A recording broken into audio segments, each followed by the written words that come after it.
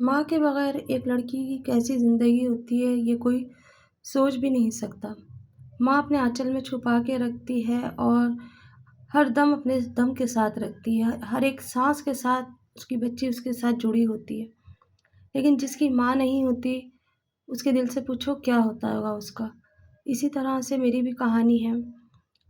जब मैं 1 साल की थी तो सुना है कि मेरी माँ का इंतकाल हो गया था, क्योंकि मेरी माँ को मेरे बाप बहुत ज़्यादा टॉर्चर करते थे और उन्हें ये सोच-सोच के पता नहीं किस तरह से टीबी हो गई थी। और फिर उसके बाद में जब मैं 1 साल की हुई तो मेरी माँ का इंतकाल हो गया। मेरी माँ के इंतकाल होते ही मेरे बाप को तो जैसे जवानी आ गई, उन्होंने फिर दूसरी शादी कर ली और दूसरी शादी करने के बाद मेरी ज़िंदगी बद से बदतर हो गई। कभी मैं तेरे घर, कभी उसके घर ऐसे पलने लगी। फूफियों ने मुझे रखने से मना कर दिया साफ। मेरी अम्मी की एक बहन थी जो छोटी थी, उनकी शादी हुई तो वो अपने साथ मुझे अपने घर ले गईं। कुछ दिन उन्होंने भी रखा, फिर उनके ससुराल वालों को ऑब्जेक्शन हुआ, तो फिर उन्होंने भी अपने यहाँ से मुझे भेज दिया। लेकिन वो ऐसे करती थी, पास में शादी हुई थी, सुबह से शाम तक के लिए मुझे बुला लिया करती और रात को घर पे भेज देती। मेरा दूध भी छुड़वा दिया गया था जो मैं बॉटल से पीती थी। मेरी दादी बहुत ज़्यादा ज़ईफ़ थी, लेकिन फिर भी वो मेरे पास रहती और मुझे ध्यान करती और मेरी सौतेली माँ मेरे दूध में पानी मिला के दिया करती थी। मेरी दादी को जब ये बात का पता चला तो वो बहुत लड़ती थी और कहती थी बिन माँ की बच्ची है, ऐसे मत करा करो। इन ठोकरों के अंदर मेरी ज़िंदगी आगे बढ़ी और मैं देखते ही देखते जवान हो गई। पूरे घर का काम मेरी ज़िम्मेदारी थी। स्कूल में मेरा दाखिला नहीं कराया गया क्योंकि स्कूल के अंदर उनके बच्चे पढ़ सकते थे, मैं नहीं।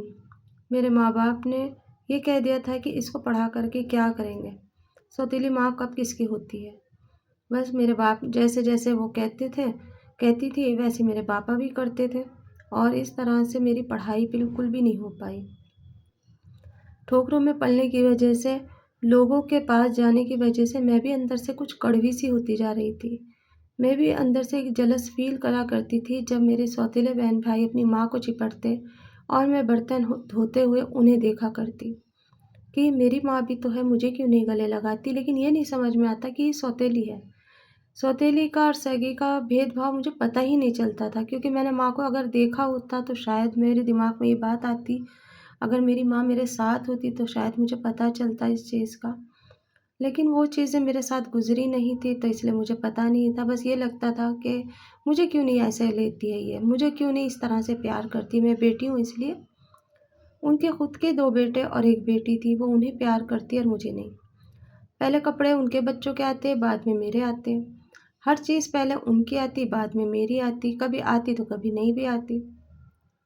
पूरे दिन घर का काम करना और फिर उसके बाद बेसुध होके सो जाना, मेरा बस यही काम था। सुबह से उठती, मशीन की तरह काम करती और फिर अपनी किस्मत पे रोती और सो जाती। देखते ही देखते बड़ी हो गई और मेरे रिश्ते आने लगे।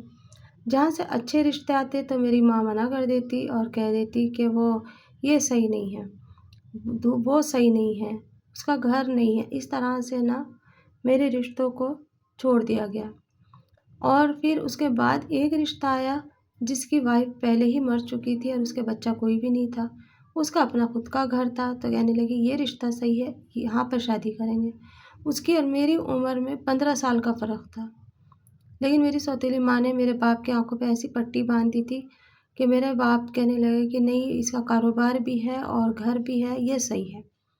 जबकि वो खुद अपनी बहन के यहाँ रहता था। एक दोज़ख से निकल के दूसरे दोज़ख में मुझे भेज दिया गया। शादी के बाद मैंने पहली बार जब उस आदमी को देखा तो मैं देखती रह गई। रंग काला था, लंबा सा था, मेरी हाइट कम थी। मैं उसके सामने बच्ची सी लग रही थी, जबकि मेरा रंग गोरा था, मेरी हाइट कम थी।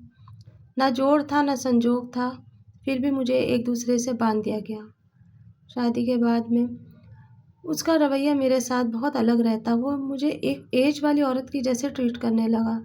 हर बात में वो यही कहता तुम शादीशुदा हो। जबकि मुझे यही नहीं पता चलता था कि शादीशुदा होने का मतलब क्या है। अभी तो मैं 17 साल में लगी थी। मैं उसको एहसास भी दिलाती थी और बता भी देती थी, इतनी तो समझ थी मेरे अंदर। मैं उससे कह देती थी कि मेरी उम्र अभी इतनी है, मुझे नहीं पता शादी के बाद ज़िंदगी कैसे गुज़रती है। हो सकता है कि आपको पता हो इस चीज़ का, तो वो इस बात पे से चिढ़ जाता था और मुझे मारता था। हर किसी से शक करता था, हर किसी को शक की नज़र से देखता और मुझे मारता। मेरी नन के लड़के जवान थे, वो बराबर देखा करते थे मुझे और देखिए जब आदमी की नज़र में इज़्ज़त नहीं होती तो कोई भी नहीं करता। मेरी नन के यहाँ पे भी मैं पूरा दिन काम करती और फिर रात को थक के लेट जाती या फिर उसकी मार खाती। मेरी नन मेरे ही घर में रहती और पूरा राज उसका था। मैं तो उस घर में एक नौकरानी की तरह थी। बस देखते ही देखते वक़्त गुज़र रहा था लेकिन ज़िंदगी का ये नहीं पता चल रहा था कि इसका अंजाम क्या होगा। मैंने कई बार अपने हस्बैंड से कहा कि अगर आप ऐसे करेंगे तो मेरी ज़िंदगी तो बेकार है। वो कहते थे मेरी बहन के साथ में बिल्कुल ज़बान नहीं चलाना और किसी के भी साथ में तुम्हें जाते-आते मैं देख ना लूँ। जबकि मेरी जोड़ी मेरे नन के लड़के के साथ में मैच होती थी। वो 20-22 साल का था, मैं 17 साल की थी। हमारी जोड़ी को हर कोई देख के यही कहता कि इससे जोड़ी थी, कहाँ इस बुड्ढे से कर दिया। मैं ये सोचती और मेरे दिमाग में भी ये बात आती चली गई, उसके भी दिमाग में ये बातें आती चली गई। हम दोनों एक दूसरे को पसंद करने लगे। ये बातें किसी को भी नहीं पता थी, अंदर ही थी और बस पता नहीं कब ये दोस्ती प्यार में बदल गई, पता ही नहीं चला। वो मुझे बहुत चाहता था। जब भी ये मेरे हस्बैंड बाहर चले जाते, हम चुपके-चुपके बहुत देर तक बातें करते। उन उन्हें बिल्कुल भी शक नहीं होने दिया कभी भी मैंने, ना उसने, कि हम दोनों रिलेशनशिप में आ गए। इतनी नज़दीकियाँ बनी कि दूरियाँ बिल्कुल मिट गई। ये चीज़ का मेरी नन को भी नहीं पता चला, वो तो बेफ़िक्र होके पूरा घर मेरे हवाले करके और निकल जाती। अब मैं अपनी नन के साथ में बहुत अच्छे से रहने लगी। उसे भी खुश रखती और उसके बेटे को भी खुश रखती। हस्बैंड का तो यही था कि वो अपने काम पे जो सुबह से जाते शाम में आते, उन्हें कोई फ़र्क ही नहीं पड़ता था।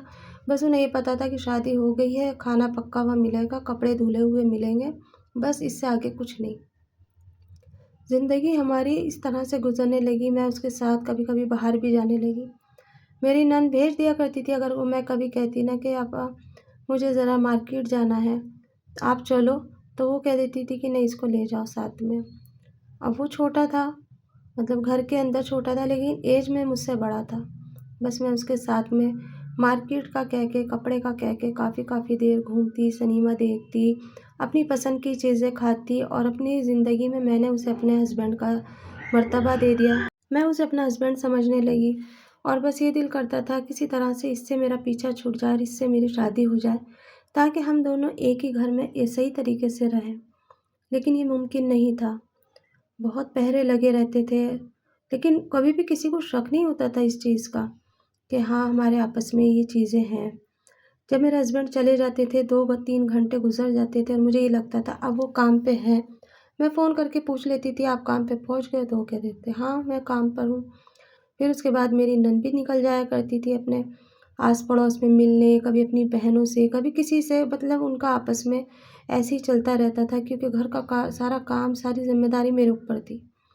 मैं पूरे घर का काम जल्दी-जल्दी निपटाती, खाना बनाती, फिर उसके बाद बीच में जब भी हमें टाइम मिलता हम बातें करते, हँसी-मज़ाक करते और बहुत सारी शरारतें भी करते। मुझे भी बहुत अच्छा लगता, उसे भी बहुत अच्छा लगता और ये सोचते किस तरह से हम एक हो सकते हैं, कोई तो हमारे लिए किरण निकल आए, कोई तो रास्ता निकल आए। फिर उस दिन एक दिन मैंने उससे कहा, "कब तक हम ऐसे रहेंगे?